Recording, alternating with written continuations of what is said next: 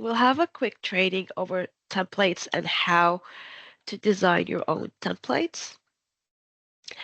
First of all, you know where to access your templates is from the little icon here, and then you go to templates. Once you click on templates, you will have a list of default templates within the system and also the templates that we've configured for you before you go live. You will have the discharge summary template, which you can edit. You can give it a name. If you want to change the discharge summary name, you can give it a name. And you won't be able to change the apply to section if you are already in a configured template. But it would be good to choose the discharge summary template as well if you are doing a discharge summary template. It's very important to assign the template to teams. So if I remove this team from here and go into teams, I can select a specific team to assign the template to, so only the team that will be generating the discharge summary can be assigned, or I can select all teams and assign all the teams within the organization or within the hospital to generate the discharge summary. You can also assign certain users to only use this template, or you can select all users. If you want to have a template, if only the discharge summary is going to be used by one person, I know this might not be very relevant in hospitals, but I just want to go through all the options that you have here in the on the on this page. So if only one person is using the template, you can use a single authorized document. It's not letting me click here or check this box because I've marked all users. So if I have a single user, I can mark this single authored document, and in that situation, only one user will be able to access this template and edit this template. If I want to associate my letterhead to this template, I'll just check here the use letterhead as well. FYI, letterheads, same configuration design ideas, which we will go through, but here is where you can access them.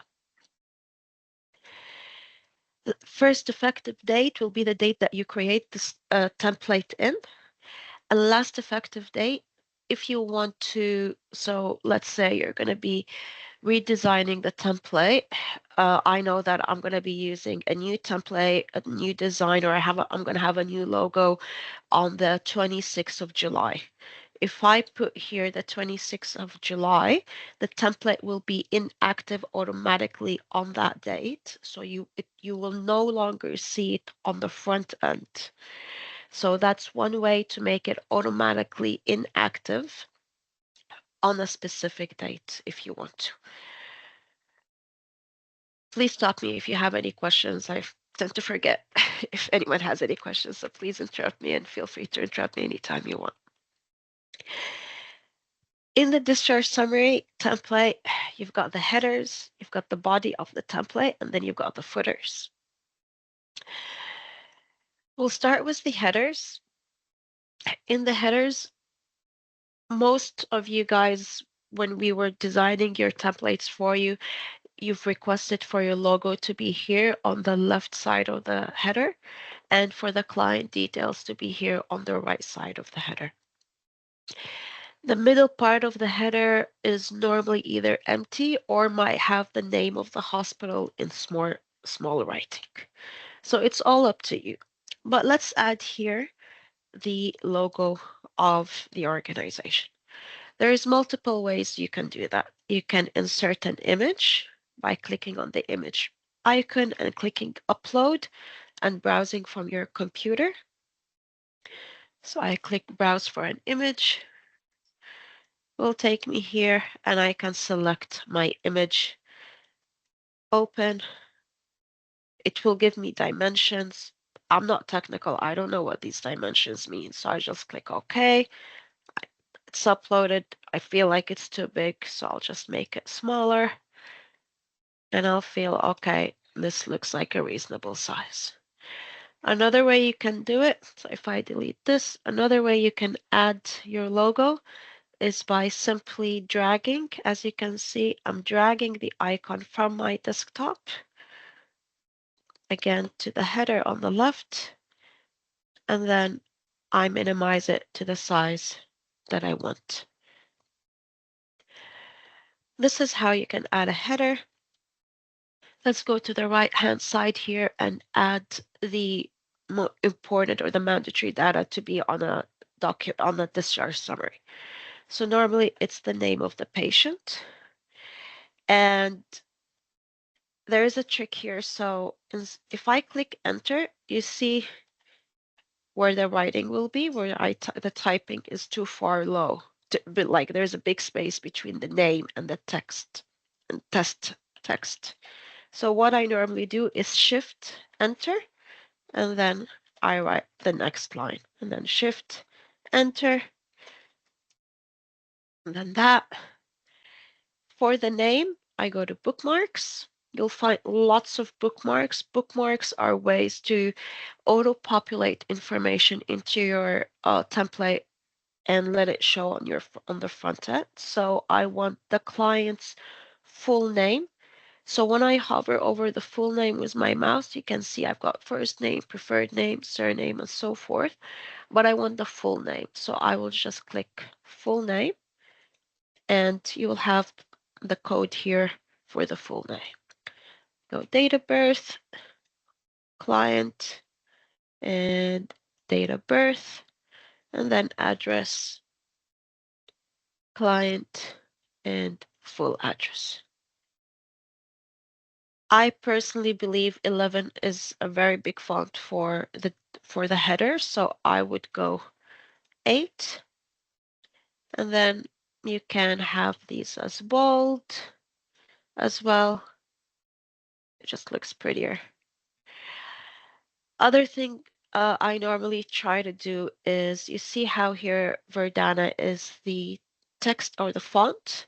I would normally like to Control A, so highlight everything and make it all Verdana. It it looks better once you print it, for everything to be the same font and the same size and so forth.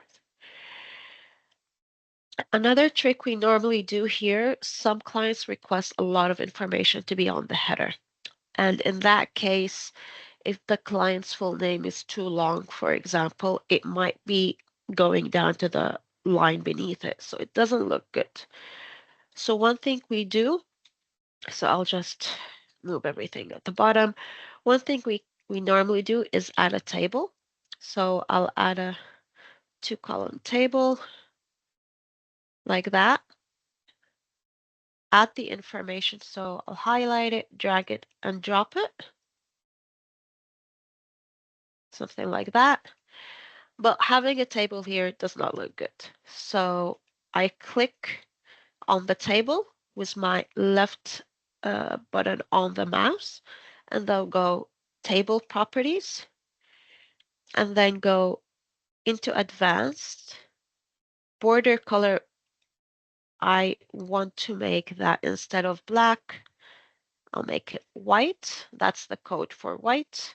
Just make sure it's that. You click OK. If you click OK, it's like an invisible table. So things do look good once you print it out and the table does not show as well. Any questions so far before I move on to the bottom of the template?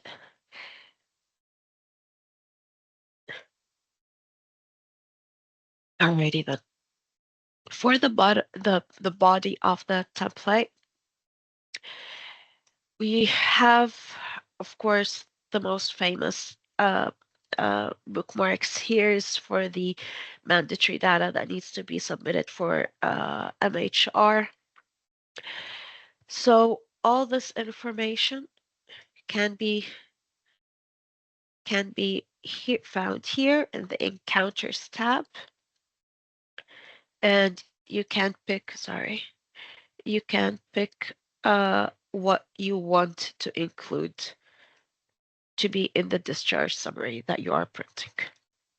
So as you can see, you have the encounter the diagnosis section, procedure section, the clinical summary section, and all those you can, of course, like follow-up appointments is not mandatory. So if you don't want to include that, you can remove it. It's up to you. This table here is the default look for how we present the discharge summary, or the default setting. You don't need to have it, but again, this is how the encounter, the locations, again, everything is presented, and here are the bookmarks. The other thing you would like to know, which is useful, of course, you know that you here, as I've presented, you have the bold, the italic, underlining, bold, italic, you can cross something out. I've never really seen anyone use superscript and the subscript, but they are there if you want them.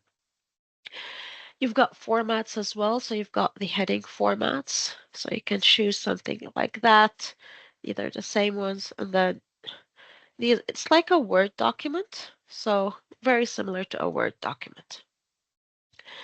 And of course, our undo button and the redo button. You have the options for bullet points, and you can have different shapes of the bullet points, or also 1, 2, 3, you know, sections. Sorry, my brain is not fully there, but yeah. You can change the text color if you highlight something and change the color of the text. You can do that, or you can highlight it by changing the background of the text. The most important thing, okay, before I say the most important thing, this is inserting an image, so it's the same idea as what we presented here with the logo. We have the other thing worth mentioning is the checkbox. So I can put a checkbox here, and on the front end, while you're doing the filling in the template, you can select it. So there's lots of options you can do here, and of course your bookmark if you don't want if, for example, the current medications is a long list and you don't want them to be on two different sheets, you want all the current medications to be on one sheet, you can use a page break. So if I do that, I can enter a page break, so the current medications is on one page and then the ceased medications is on another page, for example. Back to the most important point. So whenever you are putting in a table within a template, always remember, especially if you are printing out this discharge summary to give it to your patients, always remember to click on the table with your left side of the on the mouse, left click on the mouse, go to table properties. Do you see that width? Never have it as 100%, always have it as a 99%. This makes a huge difference in the paper and your discharge summary being printed as landscape or portrait. So this 99% is crucial, and it also, if not only printing, but if you're downloading it or previewing it as a PDF, always go for a 99%. So the way I configure templates is after I put all the information in, everything's done, make sure the font is all the same, the font is the same size as well. I make sure all my tables are at 99%. You have extra table options here, deleting, adding rows or columns, deleting rows or columns, or deleting the whole table. So these are all options here. And also not only that, but you also have that same thing. If you right click, you will have these options for each cell as well. So you will have cell properties. So I can have a table with a I can merge cells, or I can have this cell, for example, invisible if you want. So a lot of things to play around with when you want to design your template. The signature here at the bottom, you can also have them from the encounter, sorry, from the encounter bookmark. But you can also, if you want, have the team's signature, discipline, email, and so forth as well. The logo, some organizations or some hospitals like to have logos for different teams. So you can add a logo to your team in uh, the admin configuration in your teams when you're creating your team. Any questions about the body of the template? We've covered everything. There's more bookmarks here. We'll cover these at the bottom, but yeah, more bookmarks about the team and the user. If the user wants to have their email and full name on the discharge summary, they can do that as well. Any questions?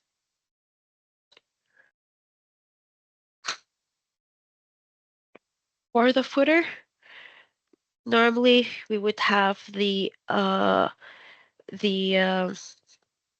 sorry, the team's email or fax number displayed here. Fax, shift enter again, and email. And on the right side here, we would have the page number. So with the page number, I normally like to have it in the middle because when I have it on the right, if it's page 1 out of, like, say it's a huge discharge summary and it's like up to 100 or something, it will be broken up into 2 lines. Doesn't look good. So I normally like to have it in the middle, and it does look good on the side when it's on the right side of the page. So that's just my recommendation from all the templates I've been doing. Again, make sure your text is all at 8 and the same font just for better presentation. And if you need, sometimes you would like to add a disclaimer here or something. If there is something you would like to add, you can add it in the middle section of the footer. Once everything is done and you like everything that you've added here, oh yeah, I forgot I had a table because it's invisible, but here we go. Once everything is added, you just save and exit. You will need to go into a client and generate a discharge summary. So I don't have MHR on in this tenant, but you will need to go into a client, generate a discharge summary. So open up an encounter or an episode, generate a discharge summary, and see how it looks. And that is it for templates. It is important also to know that there are 2 types of templates. You will see the templates that you have generated, like the design and everything. This is for the PDF and what you're going to give to the patients and all that. But whatever you're going to be uploading to MHR is a CDA template. So it does look different. And that's not really our design or the systems. It's what we have to supply for MHR. So that is all for the templates training. Any questions? No question. Yeah, I will if I can. Thanks. So Yeah. we have multidisciplinary teams who have their own templates, and we drag it into our final discharge summary. Some of their individual templates have tick boxes where Yeah. they tick it for risks. How do we insert those tick boxes? So I'll just use this one, the check box. Yeah. So if you go anywhere and click insert checkbox, you will have that box. That easy. Yeah. Okay, thank you. Yeah. Yep. No worries. Any more questions?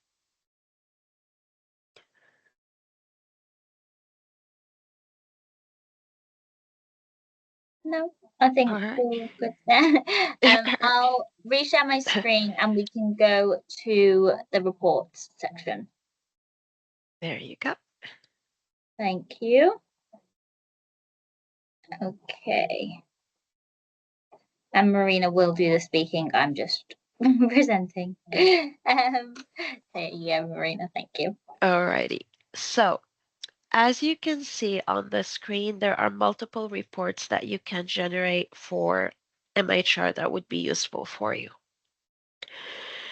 So, okay, how do we do this? Because I do want to share my screen as well. But all right, You let's can go share through. as well. Yeah, let's go through what's on your slides, and then I'll share my screen. Also, I don't know why this is upside down. That is a formatting error. Do apologize for the upside All down right. section there. That's all right. Um, so there are multiple reports you can generate that can help us knowing what has went through to MHR, what has failed to upload to MHR. Has anyone viewed MHR or downloaded anything from MHR? So these are example of reports that are there. Phoebe, I'll just share my screen again if that's okay. Yeah, yeah.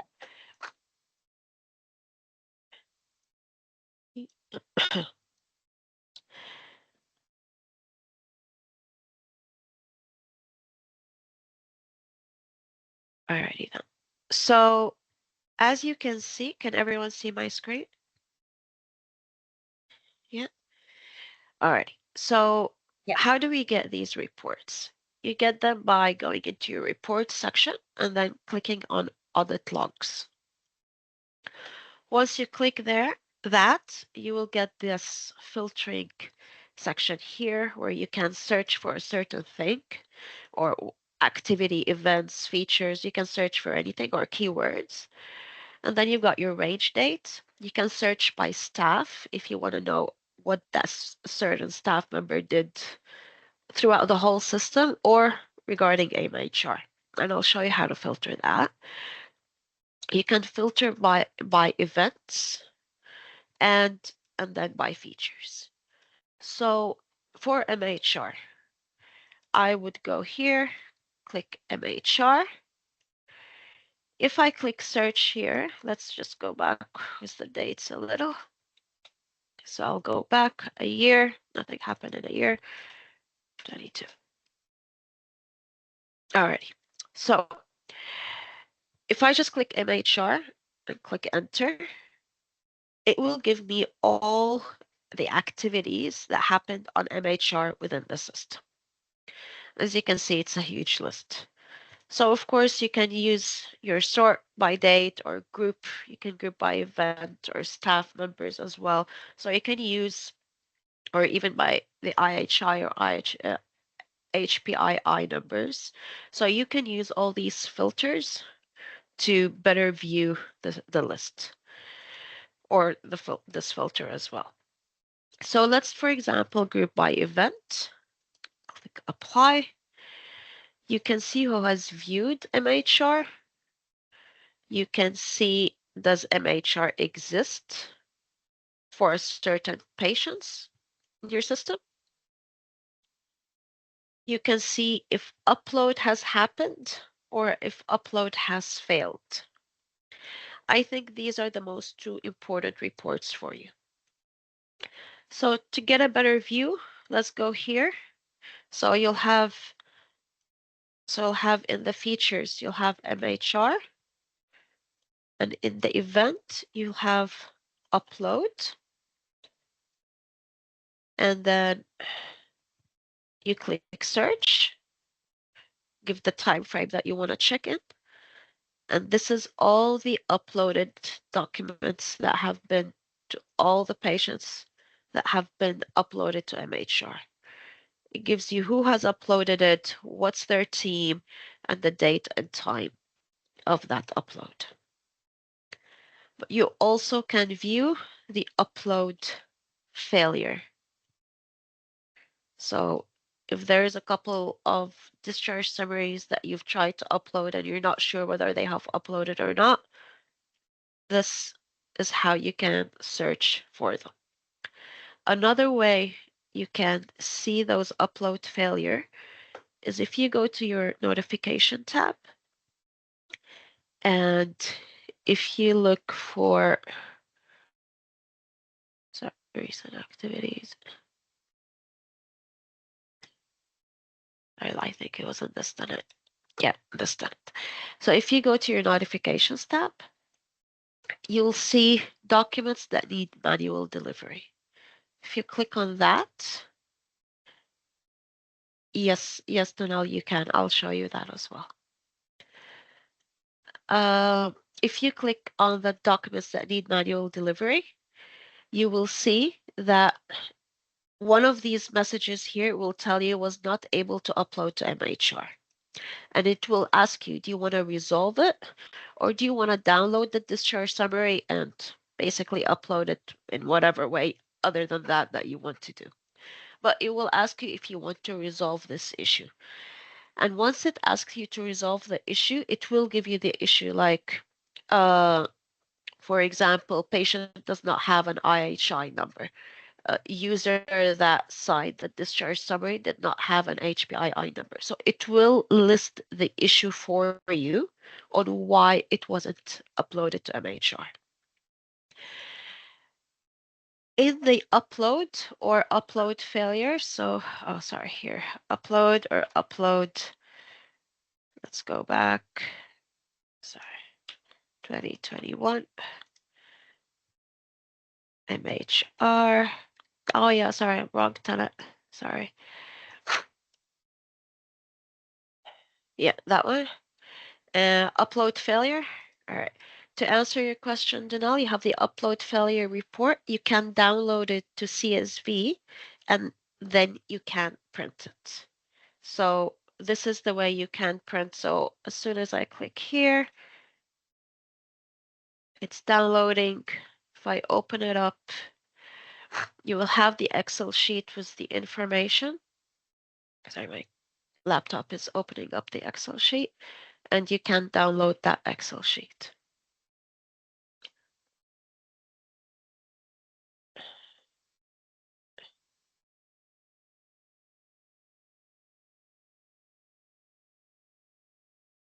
Do have like, here we go. It's opening up. All right, so just move my Excel sheet here.